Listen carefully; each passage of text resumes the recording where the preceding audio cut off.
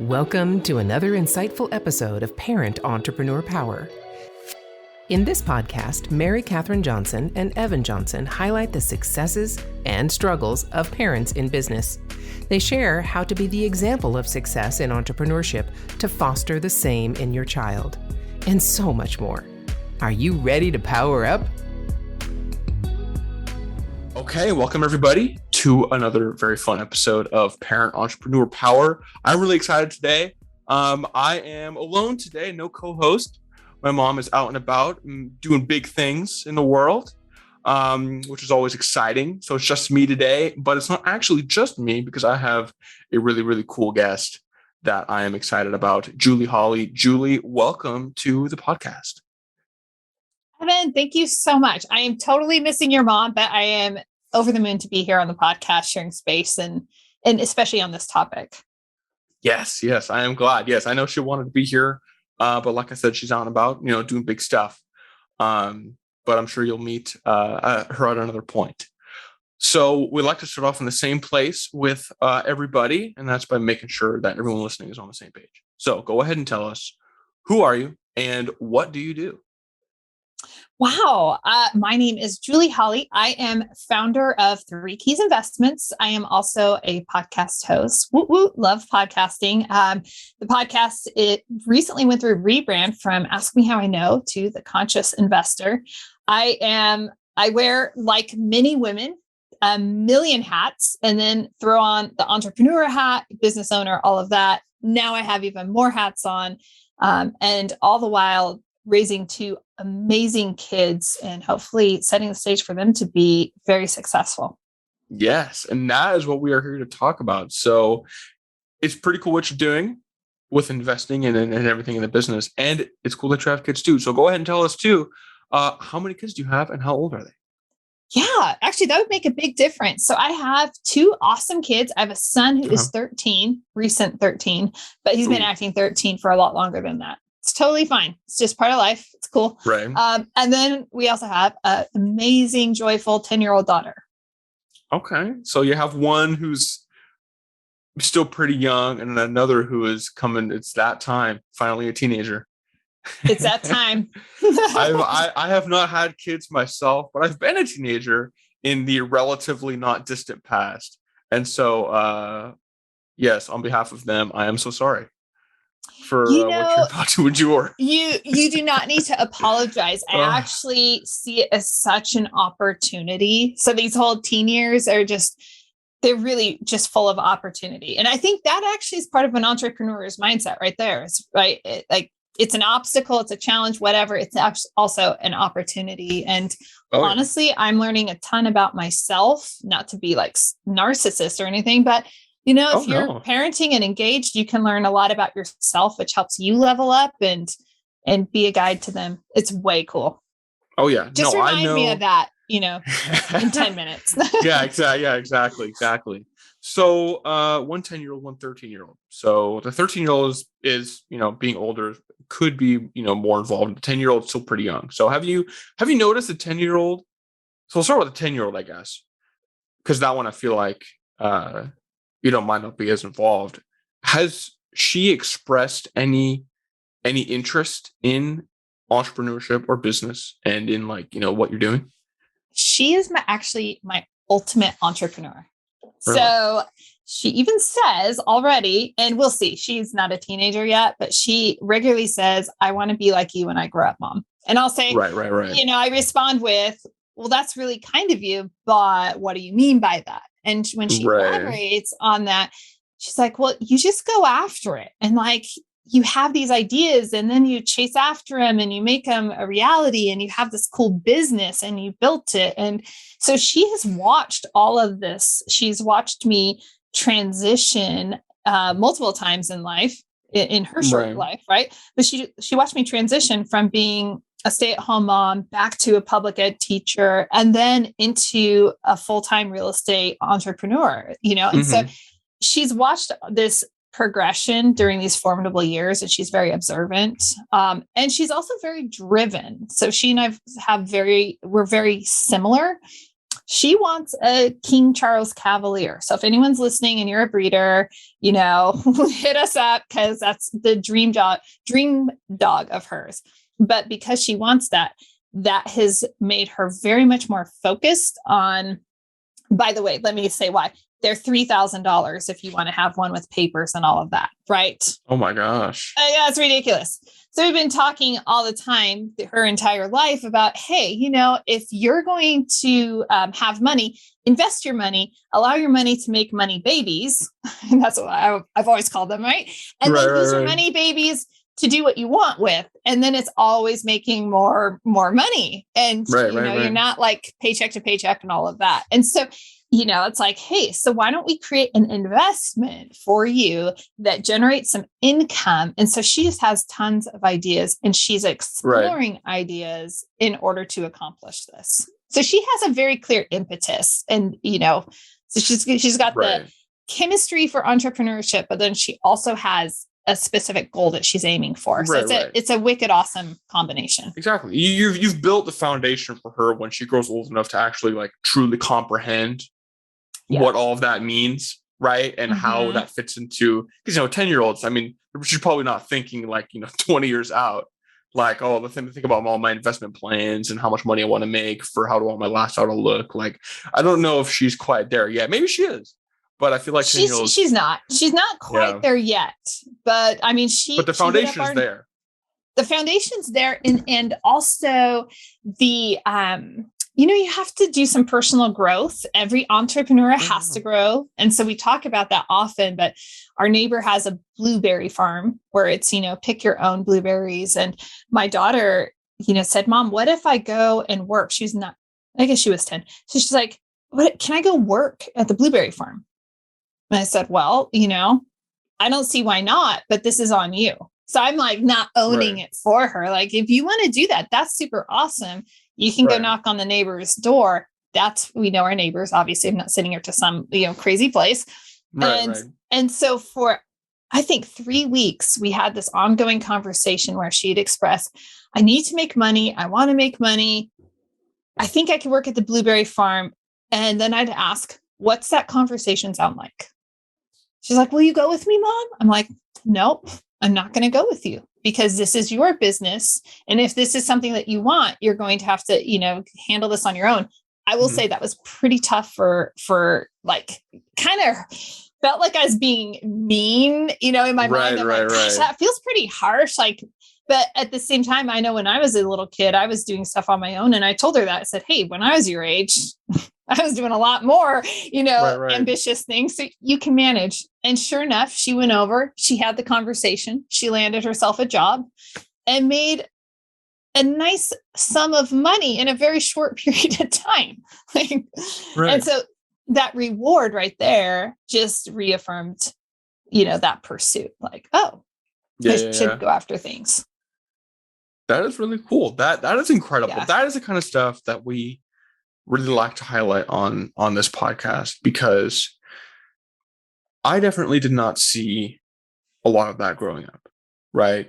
A lot of people don't have that foundation that your daughter is going to have, because now when she grows up, she gets to become a teen, she gets into high school and all that kind of stuff. It's like she's going to be leagues ahead of everyone else, her peers, because like her peers, when she's, 16, her peers are going to be like in their 30s or 40s as far as business goes. I mean, that was me when I was in business, and in a few years I was like 18, 19, and I was in business. I mean, I was regularly talking to people that are 40s, like in business, as like someone with even more experience, like me being the person with more experience.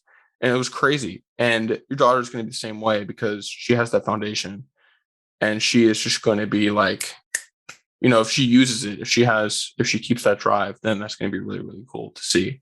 I think. True. Can I ask you, did your mom models when, like, how did she model the age gaps in interacting with people of a variety of ages for you? I've always been, I've been told I've been an old soul for my entire life. So it came very, very naturally to me. Also, I have a vibrant social life with my friends my own age as well. when it comes to online business, it's like, it's a different type of relationship. It's business. Yeah. I'm genuine, right? Me talking to you now is honestly pretty much like you're getting pretty much the same experience like my closest friends will get, right? So yeah, people, once you get to a certain age, when you're an adult, we're all adults. You know what I mean? So I never really thought about the age gap too much, to be honest. If I was talking with someone who's significantly older than me in business, as long as you have the confidence, right? There's a little bit of an adjustment period, but if you're confident in yourself, it doesn't matter. You know what I mean? But if you're not, then it could be easy to kind of get walked on a little bit, like, oh, I'm so much younger, maybe I should charge less. I don't have much experience, or blah blah blah, right? Right. So that would be, yeah. What were you gonna say?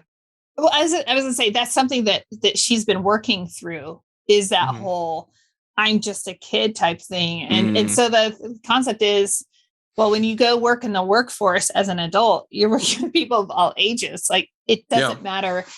We are all humans. If you have something to bring to the table, you bring it to the table. And she's like, oh, I'm like, you can be a role model for anybody. It doesn't matter that you're a kid. Exactly. And traditionally, traditionally, there's culture for, hundreds of years was always about, with the elders, right? Like, more kids that doesn't happen, right? Only recently has like, have young people been able to play in the same realm as, older, much more experienced people. You know what I mean? And in traditional jobs, you start at the bottom, work your way up. Someone like your daughter, she's starting at the bottom now. She's 10. Usually starting at the bottom means you get in your job after college, you're like 25 or something. Yeah. Your daughter's 10.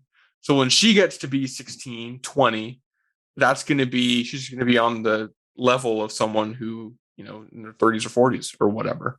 I hadn't thought about it like that. That's very insightful. Yeah. Well, because she's starting now. Think about a lot of the entrepreneurs out there who maybe transition out of corporate or something like that. And, and they're in their 30s or 40s or even 50s or even 60s. I've met people who are in their 60s who are doing it, which is great. It's never too late. But there's a lot of mindset work and a lot of things that need to happen to be an entrepreneur, and your daughter's already well down that path. Yeah. Yeah, definitely. What about your other child? What about your son? So he is driven in a different way.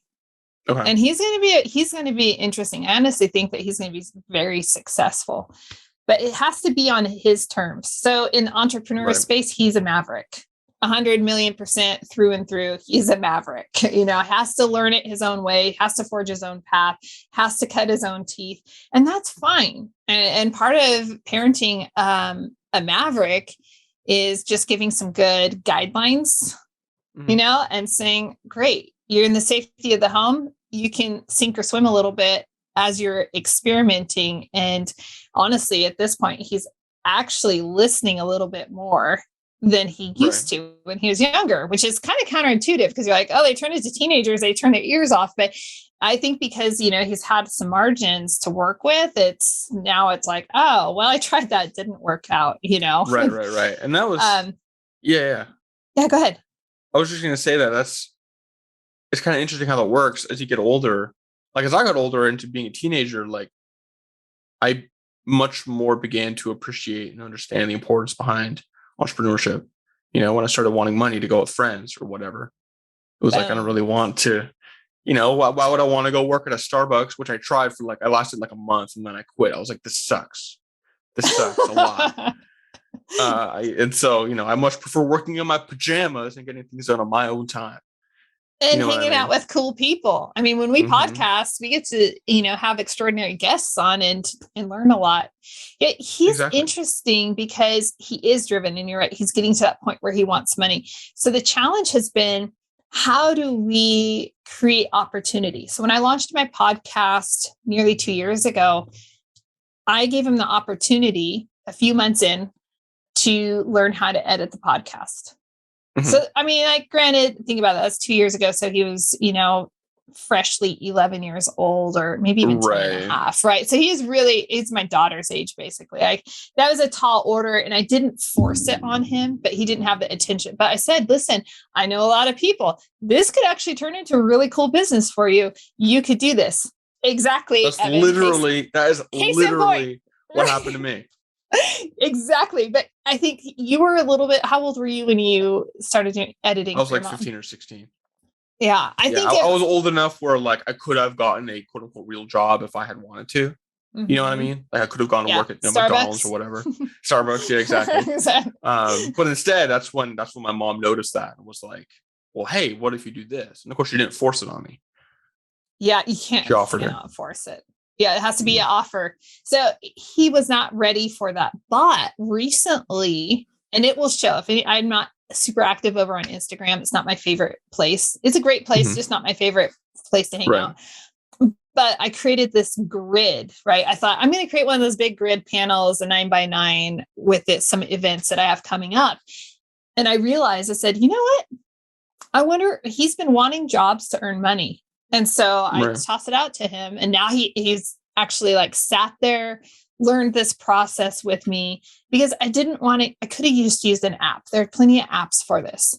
But if you want to stoke the embers of entrepreneurship, it requires creativity, and it requires like some space to make stuff and make money at the same time. And so anyway, I told him, I said, hey, listen, bud, if you want to learn how to do this, I will pay you. I don't need these all the time, but I will pay you $5 every time you can create this, which honestly, it's like kind of over. Right. For something that an app could just do. Right. I'm totally overpaying for it, but we don't pay for community jobs around the house. So like, taking out the trash, that's just part of living in community. It's like he needs an opportunity, and I want to boost up that, like build that entrepreneurial muscle, and nothing speaks louder than money. So anyway, he did a couple of them for me. They weren't perfect. One of my friends actually called me out, and she's like, hey, there are these apps that do this. And I'm like, yeah, I know. I'm just giving my son a job. But it's not just the job. It's like learning how to create, learning the process, learning to be patient, to watch YouTube videos, to troubleshoot, to problem solve. It's like the whole thing. So to me, it was worth it to put that into his care. 100%. Then he's like, Mom, do you have any more of those things, like those panel things that you need? So he's definitely still interested, which is right where he needs to be. Exactly. It was the exact same thing with me when I was a kid. I mean, my mom gave me the fundamentals of how to go about editing a podcast. And then of course, I made mistakes, same as anyone else. But, she didn't fire me, or find another producer. And they kept doing that. And then eventually she was like, why don't you do this for other people too and charge them? Referred me to my first external client, because, your mom doesn't count as a client. Let's be real. Right. Should I stop paying my son? But it's, they're a little, I feel like, parents to kids a little bit biased, right? It's pretty easy to land a parent as a client. I feel. But then she referred me to my first external client, and then I just went from there. And then of course when the client would be like, hey, can you do this? I'd be like, yeah, of course I can do that. And then they get off the client, I have no idea what I'm doing. What the hell is this? Where's YouTube? Go on. Exactly. YouTube University is where I got my degree in podcast production, and then I use that and I continued to learn new skills, and eventually got to the point where now I can hire someone else who's even more talented than me to really do a lot of fine tuning and editing work. So it all starts with the foundation of wanting to be an entrepreneur and having some kind of skill, right? That's kind of like the two main parts, at least was for me growing up, with an entrepreneur mom, having a skill that people want to pay me for, and then having the desire to find people to pay me for that skill. Yep. And you have to enjoy it. If you don't enjoy it, you just quit. You don't pursue it. Oh yeah. Definitely enjoy it. You have to be confident in it, right? Because a lot of the world outside of whatever family figure, right? In your case, who's like an entrepreneur and supporting that, The world outside that is not the same way. High school for me was like the opposite of what, the kind of stuff my mom was talking about. Definitely. Yeah. So it's interesting. I'm kind of curious. This is a topic we talk about a lot on the podcast, and what I just said reminded me to ask, what are your opinions about college for your kids? Are you going to be sending them to college? Is it like you got to go to college, or is it something else? I love that question, especially because I was a public school teacher for 13 years. Right.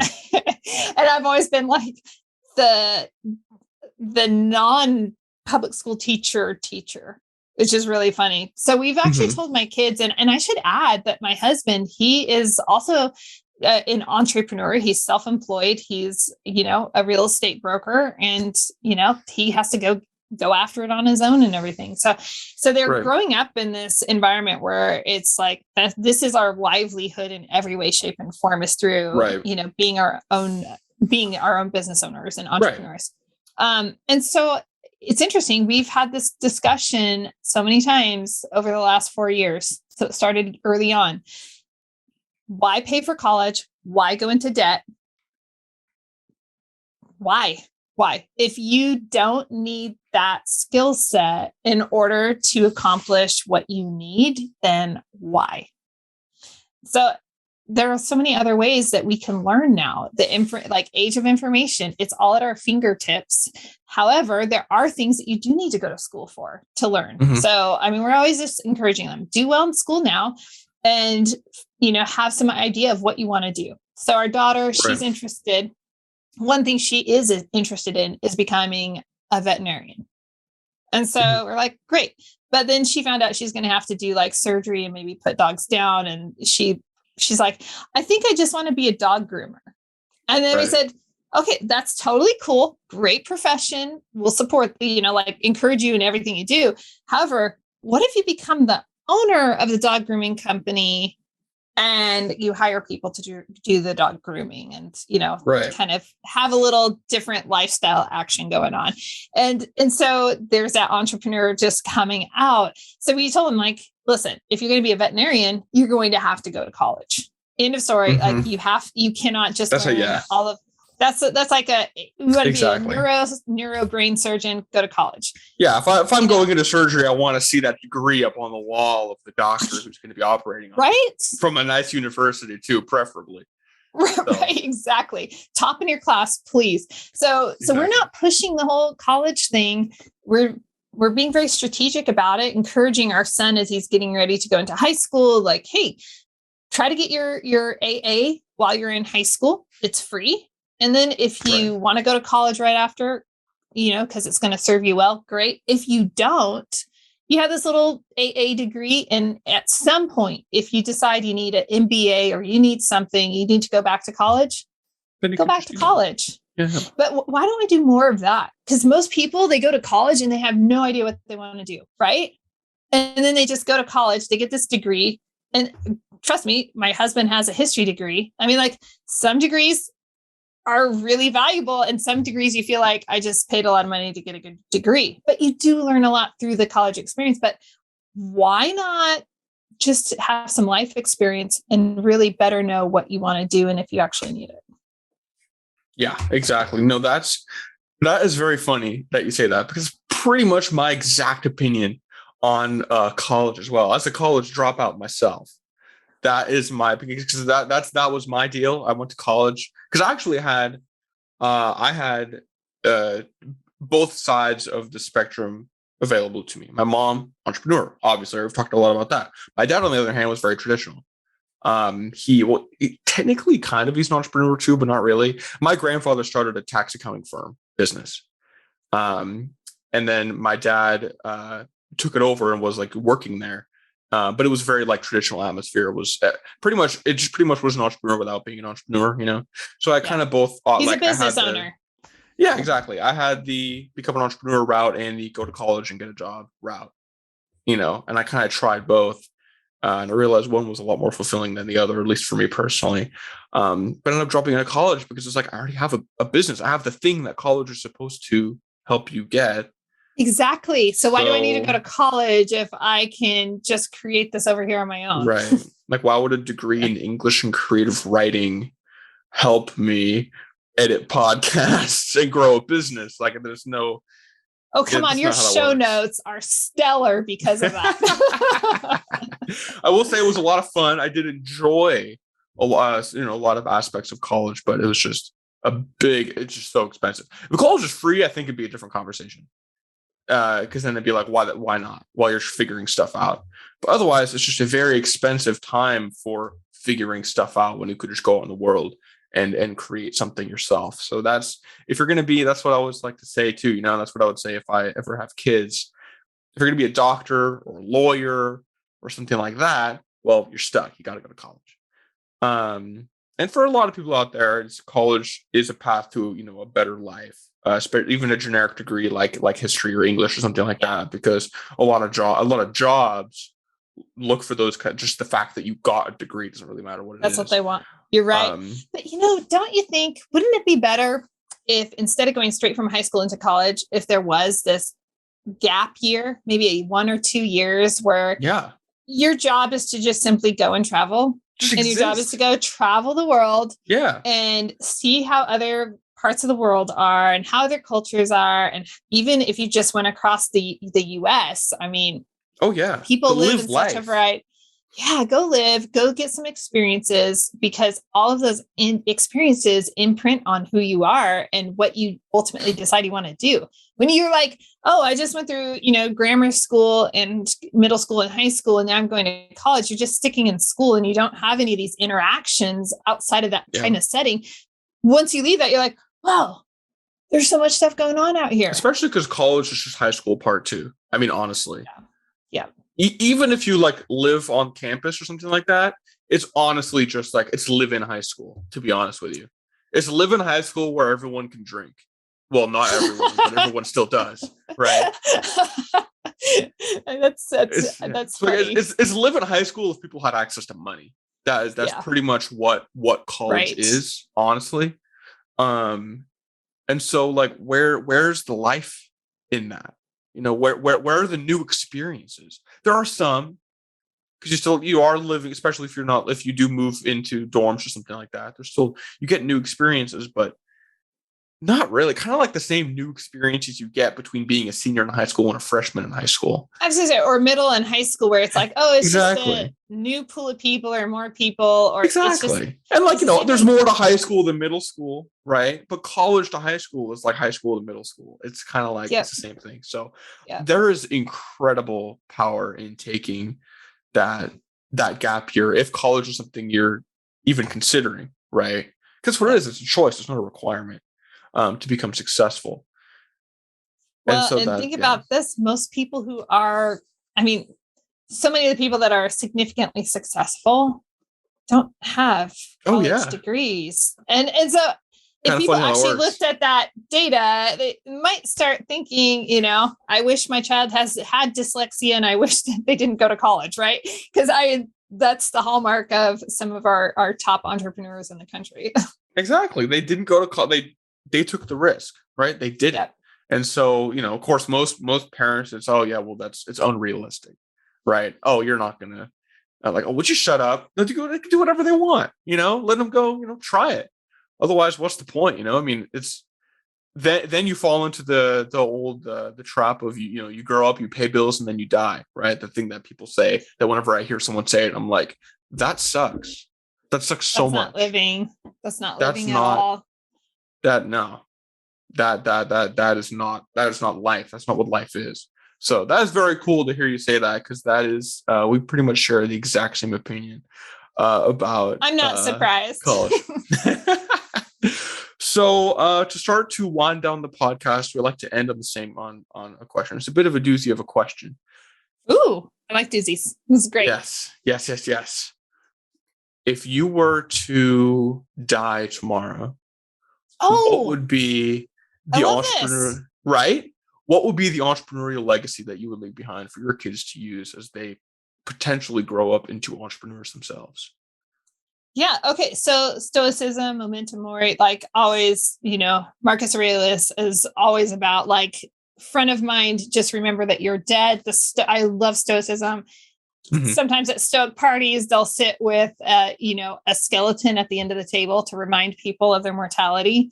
So a lot of people are thinking that that's a doozy of a question, probably, but honestly, it's such an empowering question when you realize that your life is finite. You start actually living because you're like, oh, this isn't Groundhog's Day. And I actually had the unfortunate experience of losing my dad very prematurely, just dropped dead. So it's love the question, because once you wrap your head around, this life isn't forever, you start really activating some power in your life. It's so cool. Yeah. So what I would, to get to answer your question finally, right, Evan? What I'd leave behind, I think it's all the mindset work. It's the approach to life. It's I'm going to cautiously say humility.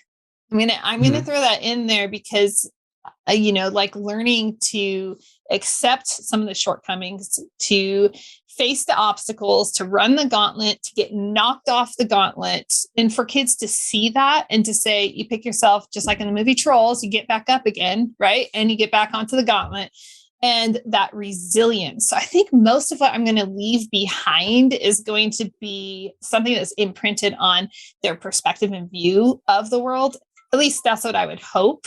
That's what I'm hoping for, because I'm always like, do whatever you need to do in life. Like, you're uniquely created as you, and I don't know what you're going to do in this world, but whatever you do, just go for it and do it. Exactly. So they are talking about becoming real estate investors. I will say, ooh. I think that'd be way cool. Maybe fourth generation. That'd be super cool. But but I definitely more the mindset, and that they can go after things. Oh yeah, the true foundation. I feel like the whole house foundation metaphor really, really fits, because that's what it is. I mean, businesses. You grow a business, you sell it, maybe you quit it, move to something else. Like, you can repaint a house, you can restructure, you can remodel a house, but the foundation is arguably the most important part of a house. And it sounds like that's what you have established in your kids and what you would leave behind. Because I mean, look at all the courses and everything, for online entrepreneurs, and all of it starts with, if it's a good course anyway, starts with mindset and work on yourself, because otherwise you can't be a successful entrepreneur. I mean, not really. You can't. I coach people. I only take on a handful of clients, although we just created a coaching community, and it's freaking awesome so that we can help more people. But that is exactly it. I mean, I was with someone today, with a client, and that client's talking about imposter syndrome, right? It's like, how can you get to where you want to be if you are stuck between your ears? Exactly. It's wild. So that is incredible to see you. I wish so many more parents were like you, because I definitely didn't, nor do I know many people that I knew growing up my own age that have the same kind of foundation that you are giving your kids, because it leads to incredible success. I mean, you're giving them that foundation even younger than me. And I feel like I turned out pretty well. So imagine your kids are going to be they're going to be ruling the world when they're 15. That'd be super awesome. Really cool. Wouldn't that be cool? Yes. That would be very cool. These great contributors to the world. It'd be amazing. Yeah. Well, thank you so much again, Julie, for being willing to come on the podcast. I had a very, very fun conversation. For people who are interested in you and what you do, where can they find out more about you? Best place to find all things from investing to podcasts to book clubs. I do a lot. It's super fun. It's kind of overwhelming to a lot of people. But go to juliehawley.com. Hawley, just like a holly leaf. And that's kind of my back door. I give it out on podcasts because it's not the front of the house of the podcast. And the only way you can get there is if you know to go there. So type it in juliehawley.com and then you can look around and see, if there's a way I can support you in reaching your goals. Perfect. That is perfect. Well, thank you so much again, Julie, for being willing to come on the podcast. Awesome. Thanks so much, Evan. Thank you for listening to this episode of Parent Entrepreneur Power. Hopefully you came away with valuable tools you can use in your business, life, and relationship with your kids. If you want to hear more about our mission, or if you want more insights into cultivating your parent entrepreneur power, join our movement to make entrepreneurship more accessible to parents and their kids at parentrepreneur.power.com.